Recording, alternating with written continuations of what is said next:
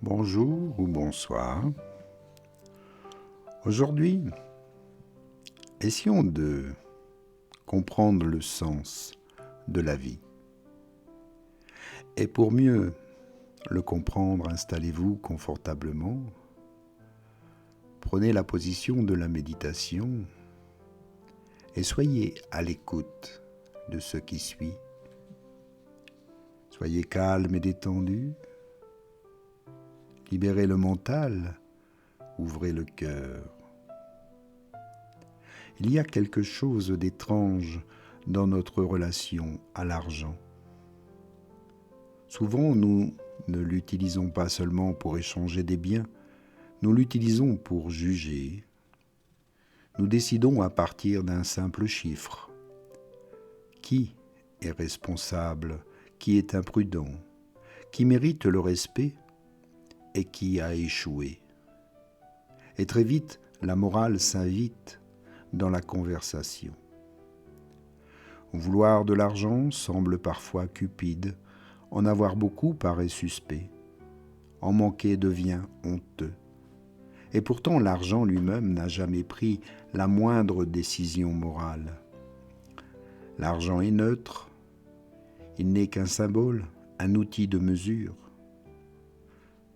Nous avons transformé un système d'échange en autorité morale, un symbole en juge de notre valeur. Et le menu n'est pas le repas, pensez-y. L'erreur fondamentale est simple, nous avons confondu l'argent avec la richesse. Or, l'argent ne fait que représenter la richesse, mais il n'est pas la richesse. L'argent est simplement un système de mesure, comme le mètre, le kilo ou le degré. Personne ne mangerait un mètre, ni ne boirait un degré. Pourtant, nous tentons de nous nourrir de chiffres. Imaginez un menu dans un restaurant. Il peut être magnifique, élégant, parfaitement rédigé. Vous pouvez même le collectionner, l'admirer, le montrer, mais vous ne pourrez jamais le manger. Car le menu n'est pas le repas, l'argent est le menu, la vie est le repas.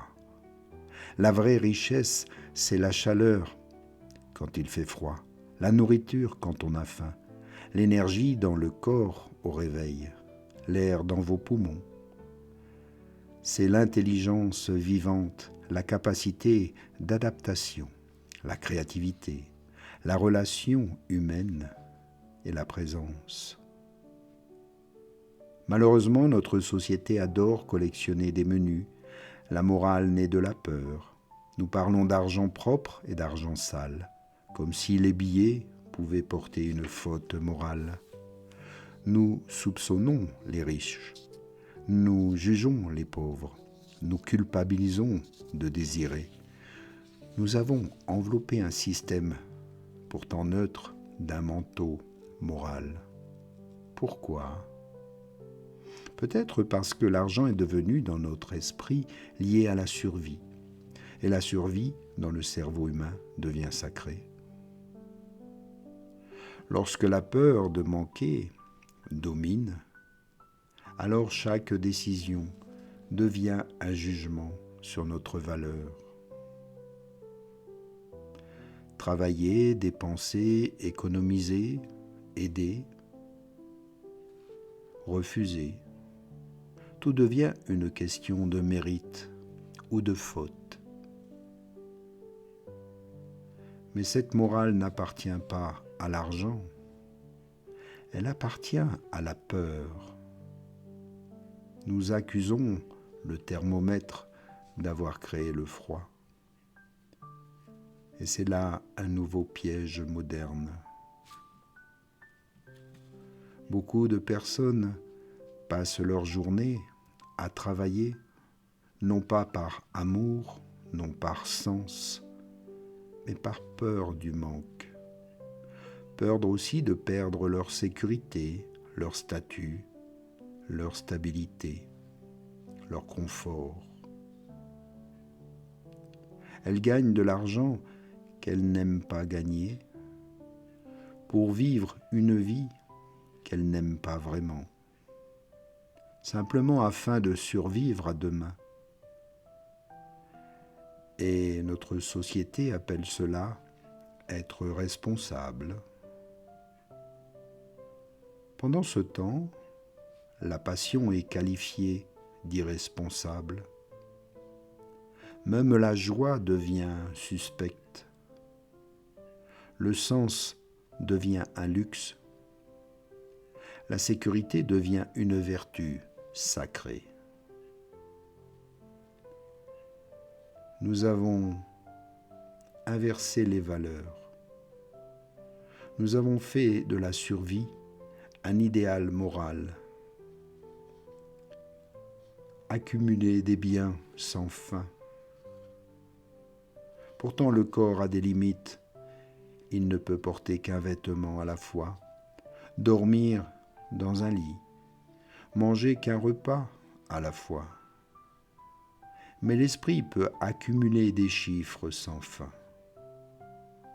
Cette accumulation ne sert pas le corps, elle sert l'ego, qui croit qu'en possédant assez de symboles, de richesses, il deviendra plus réel, plus important, plus en sécurité.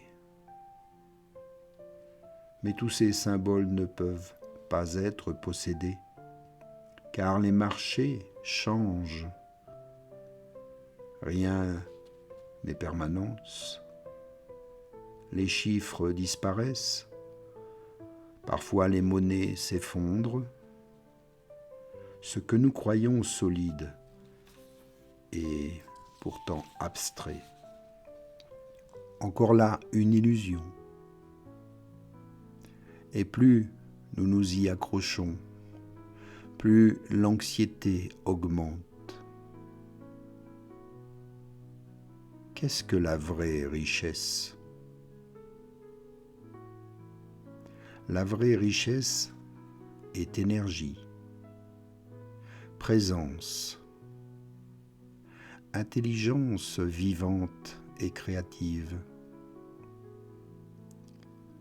Les relations humaines sont importantes.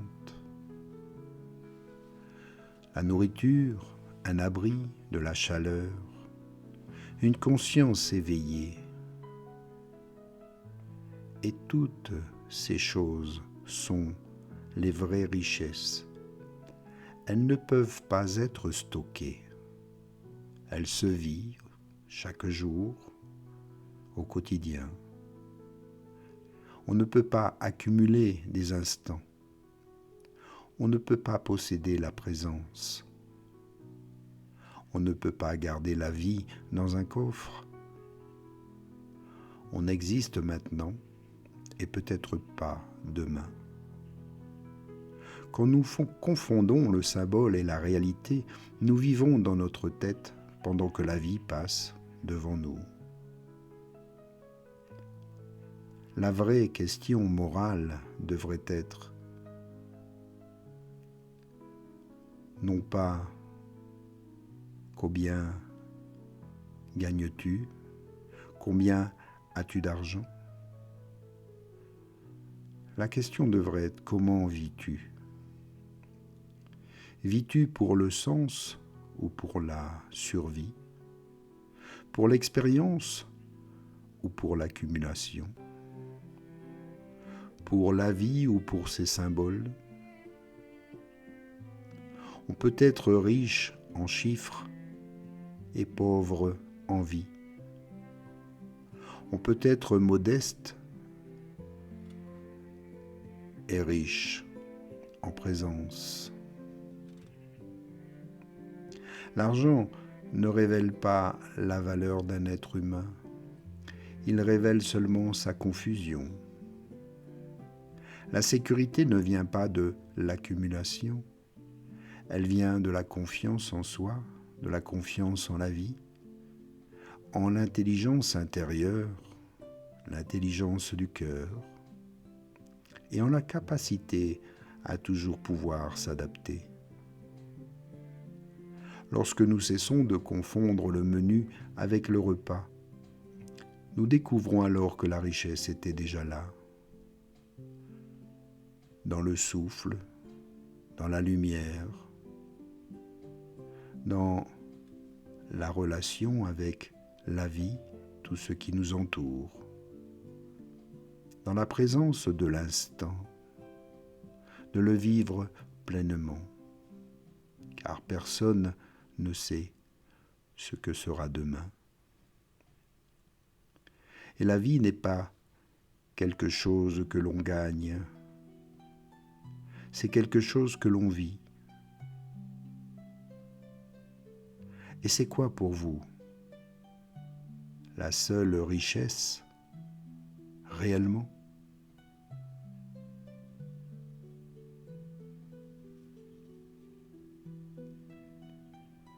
Méditez là-dessus,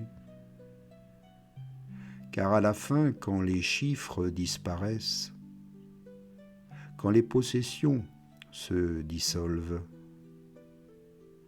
il ne reste qu'une chose. Toi, étais-tu là maintenant? As-tu vécu? As-tu ressenti? As-tu réellement existé? Et cela ne se mesure pas. Alors ne retarde pas ta vie. Ne collectionne pas les menus pendant que ton repas refroidit. Ne sacralise pas la peur en l'appelant responsabilité. Le repas est tous les jours devant toi. Il est toujours là chaque jour. Il te suffit d'oser le goûter pour enfin le savourer. Alors prends-en ici conscience, aime la vie, vis ta vie maintenant, non pas demain. N'attends pas d'être riche ou d'accumuler des biens pour te sentir bien, car ta vie est ici et maintenant. Inspire et expire profondément et reviens ici en présence. Ici, sur cette image, je te donne le moyen de faire un don selon tes moyens, selon ton désir. Et en tout cas, un grand merci à toi et à bientôt. Namasté.